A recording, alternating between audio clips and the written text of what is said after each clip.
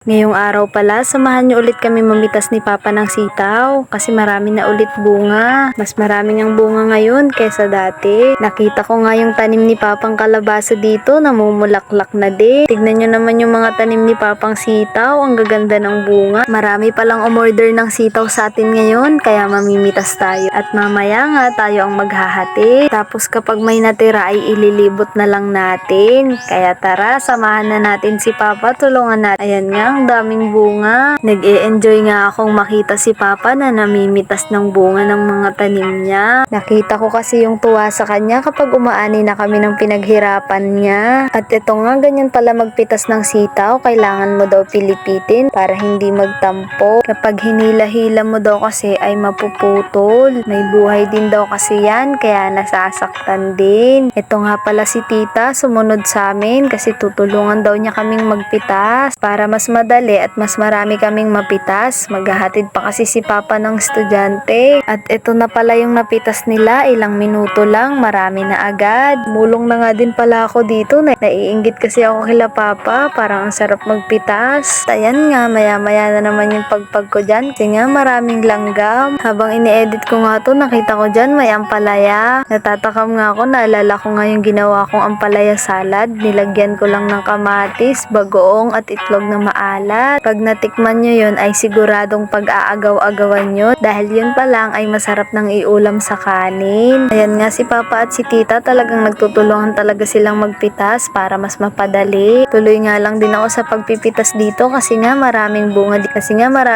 dito sa bandang dulo. May nagsasabi na maggugulay lang tayo pero hindi nila alam ginto ang gulay ngayon. Siguro yun yung mga tao na walang magawa sa buhay. Mga tao na hindi nakaka-appreciate ng mga ginagawa natin. Nakakalungkot ngang isipin kasi nag-uumpisa pa lang tayo meron nang nanghuhusga sa atin. Pero ang nakakatuwa lang, mas marami yung mga taong humahanga sa atin. Ibig sabihin nun, may nakaka-appreciate din ng ginagawa natin. Sila yung mga tao na proud sa atin. O di kaya sila yung mga tao na nararanasan natin naranasan din nila. Alam kasi nila yung hirap. Pagtapos nga naming mamitas ng sitaw ay sinunod naman namin tong ampalaya. Ayan nga, kami na ni Tita ang namitas ng bunga ng ampalaya. Habang namimitas nga kami ng ampalaya dito ay may dumating. Ito pala yung buyer ng saging, nakausap ni Papa. Marami nga din palang tanim si Papang saging dito, kaso nung araw na yan ay wala pang pwedeng anihin. Kaya sabi ni Papa ay saka na lang. Nakakatuwa nga dito kasi nga yung mismong buyer na ang napunta kay Papa, kaya hindi niya na kailangan ilibot yung mga ani niya.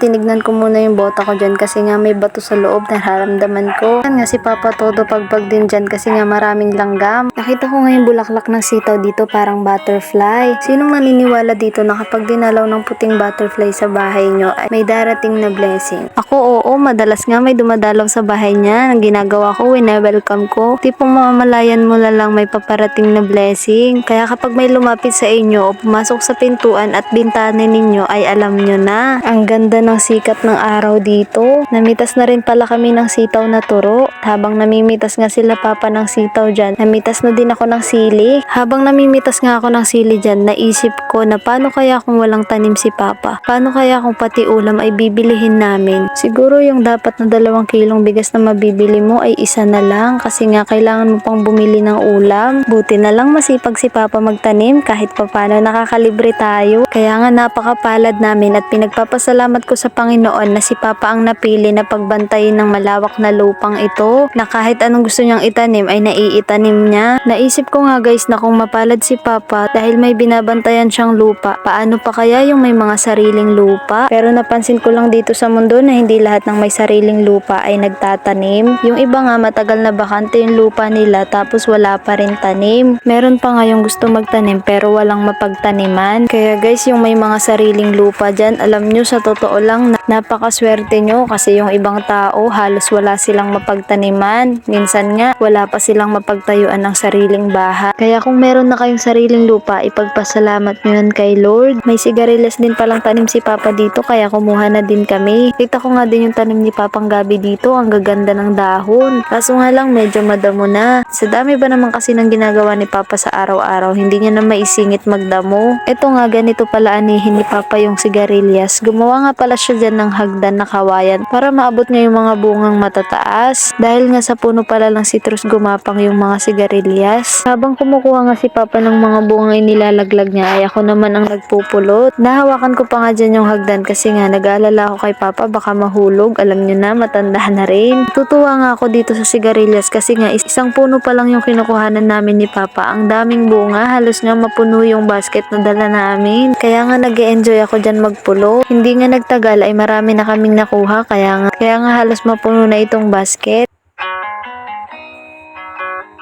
At ayan nga lumipat itong si Papa sa kabilang pwesto kasi marami pa ring bunga. Ayan nga pinaulan na ni Papa ng sigarilyas. Habang ako naman enjoy na nagpupulot. Sa dami nga ng bunga ng sigarilyas na yan, hindi na namin namalayan yung oras. Ito din kasing si Papa enjoy magpitas. Pansin nyo nga dyan guys, wala na si tita kasi nga namimitas siya ng sili. Hindi ko nga kasi naituloy yung pagpipitas kanina kasi nga itong si Papa ay tinulungan ko sa pagpipitas nitong sigarilyas. Hindi na nga talaga namin namalayan yung oras. At bigla ko nga naalala na maghatid pa pala kami ni Papa ng estudyante kaya inaya ko na siya.